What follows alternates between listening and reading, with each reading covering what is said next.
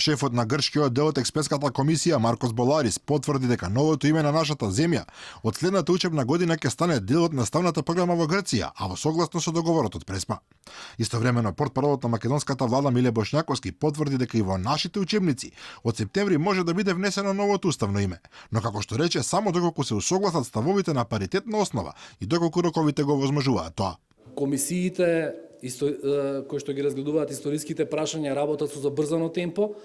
Тоа што е важно да знаете е дека работат врз основа на паритет. Го следат духот на преспанскиот договор, односно пријателство и соработка. Не постои притисок, но се разбира, доколку нешто се усогласи, доколку нешто усвојат на паритетна основа да важи и за Република Северна Македонија и за Република Грција, и доколку роковите за новата учебна година тоа го дозволуваат и наставните програми, да, можно е да се сменат учебниците.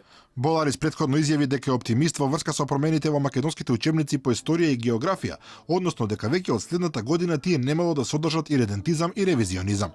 Истовремено порача дека во Македонија постојат луѓе кои требале да се надминат себе си, бидејќи во изминатите години кај нас имало антинаучна, антиакадемска, антиисториска пропаганда за да се создаде идеологија. Шефот на македонскиот тим експерти, амбасадорот Виктор Габер, освен што потврди дека на состанокот се приближиле ставовите во однос на концептите на двете страни и биле разгледани учебниците за основно образование, најави дека на наредните средби ќе стане збор за конкретните измени и адаптација на истите согласно договорот од Невици.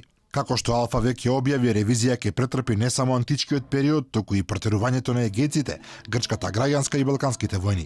Ќе се избришат картите на етничка Македонија, како и текстовите во кои се говори за поделбата на 3 дела пред 100 години.